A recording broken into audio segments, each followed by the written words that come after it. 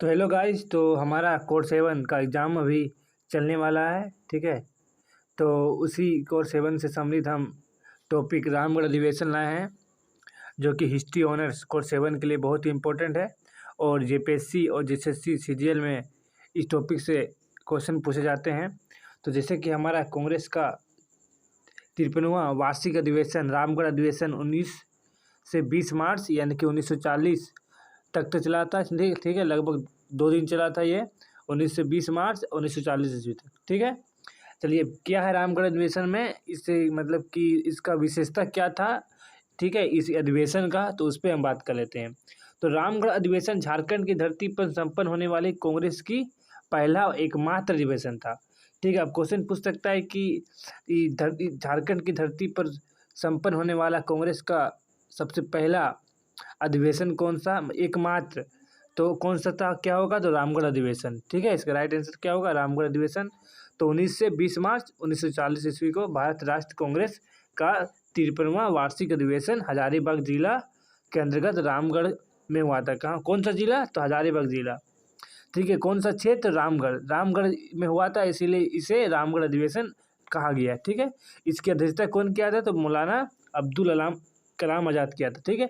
अब क्वेश्चन पूछ सकता है कि रामगढ़ अधिवेशन का अध्यक्षता कौन किया था, तो मौलाना अब्दुल कलाम आज़ाद। ठीक है। मौलाना अब्दुल कलाम आज़ाद, ठीक है, कांग्रेस के सबसे लंबे समय तक यानी 40 से 45 तक अध्यक्ष रहे, क्योंकि 41 से 45 तक कांग्रेस का अधिवेशन नहीं हो सका। ठीक है। राजेंद्र प्रसाद को स्वागत समिति का अध्यक्ष बनाया गया था। ठीक है। अब क्वेश्चन पूछ सकता है कि स्वागत समिति का अध्यक्ष किसे बनाया गया था, तो राजेंद्र प्रसाद को। ठीक है, राजेंद्र प्रसाद को। तो रामगढ़ अधिवेशन में भाग लेने वाले पलामू के अनेक टाटा भगत पैदल चलकर रामगढ़ पहुंचे। देखिए, टाटा भगत पैदल पैदल कहाँ पहुँचे, तो रामगढ़ पहुँचे। तो इसमें क्या क्या कौन कौन पैदल थे, लाला भगत, सोमा भगत, विश्वामित्र भगत, कबिया भगत, टाना भगतों ने गांधी जी को 4, देखिए आगे देखिए, टाना भगत ने गांधी को 400 रुपये का थैली भेंट की थी। आप क्वेश्चन पूछ सकता है कि टाना भगतों ने गांधी को कितने रुपए की भेंट की थी, 400 रुपये की। ठीक है। आगे क्या है कि कांग्रेस के 53वें वार्षिक अधिवेशन के लिए रामगढ़ के पहाड़ी क्षेत्र में, कौन सा, रामगढ़ के कौन सा, मतलब अधिवेशन अब मतलब कि डेट घोषित हो गया, अब वो क्षेत्र जहाँ पर अधिवेशन बुलाया जाएगा उसका विशेषता देखिए।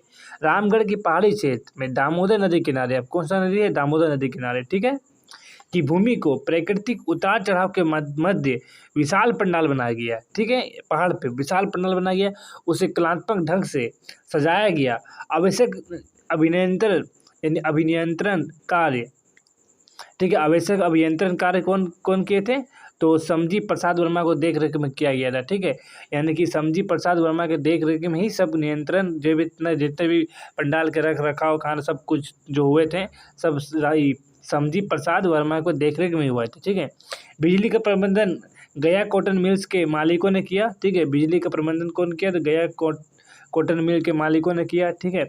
और इसका नियंत्रण अभियंत्रण कौन किया था, समजी प्रसाद किया था। ठीक है।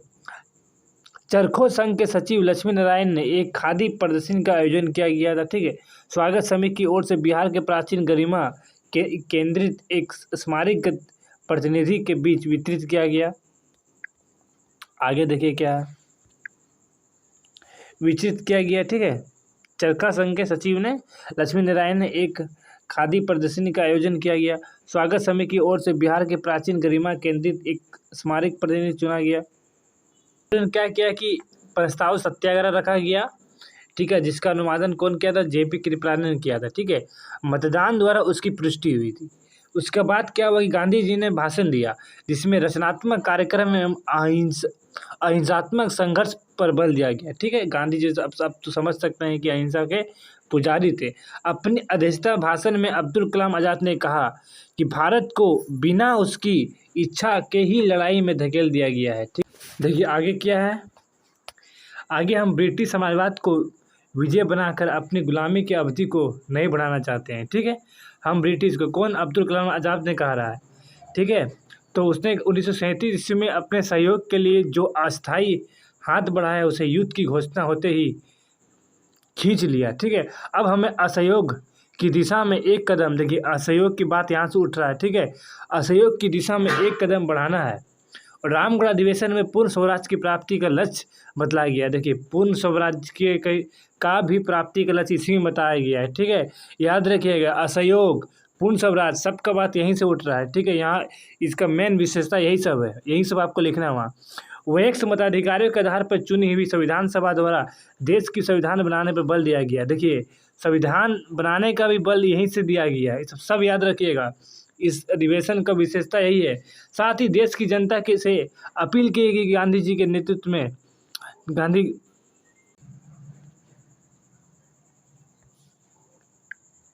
साथ ही देश की जनता से अपील की गई कि वो गांधी जी के नेतृत्व में भावी संघर्ष के लिए तैयार रहें। ठीक है, यानी कि गांधी जी के नेतृत्व में भावी संघर्ष के लिए आप तैयार रहें। ये संदेश किसे दिया गया? तो जनता को दिया गया। ठीक है, देखिए, लेकिन कुछ ऐसे नेता भी थे जो इस सम्मेलन के विरोध कर रहे थे। इस सम्मेलन की जितने भी विशेषता हम ऊपर बताए हैं, कुछ नेता ऐसे थे जो विशेषताओं को अपने समझ इसे मतलब कि कांग्रेस की दृष्टि को मतलब कांग्रेस को क्या समझने लगे कि समझौतावादी समझने लगे। ठीक है, तो अखिल भारत समझौता विरोधी सम्मेलन, चरमपंथी राजनीति विचार रखने वाले कुछ राष्ट्रवादी उन दिनों युद्ध जनित संकट के संदर्भ में, ठीक है, युद्ध जनित संकट के संदर्भ में कांग्रेस के दृष्टिकोण से सहमत नहीं थे।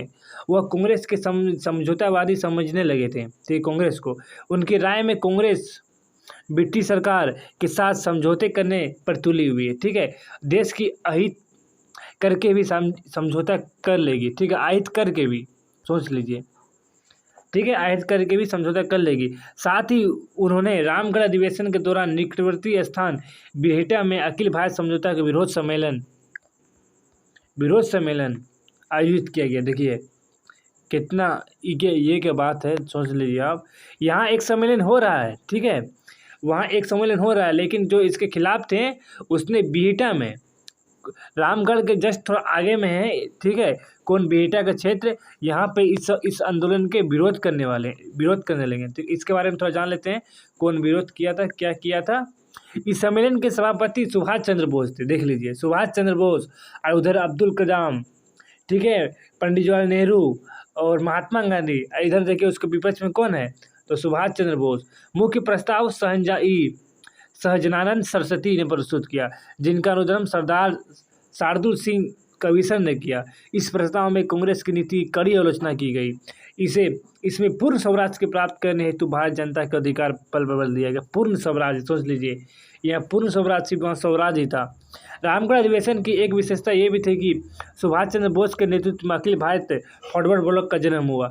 ये मानवेंद्र नाथ रॉय ने रेडिकल डेमोक्रेटिक पार्टी की स्थापना की गई। ठीक है, ये रहा हमारा रामगढ़ अधिवेशन। ठीक है, इसकी क्या विशेषता थी, फिर इसके विपक्ष में कौन कौन आया, इसमें कौन कौन से सदस्य क्या क्या अपने भाषण में दिए, और कौन कौन से सदस्य अपनी कौन कौन विशेषता लेकर आए।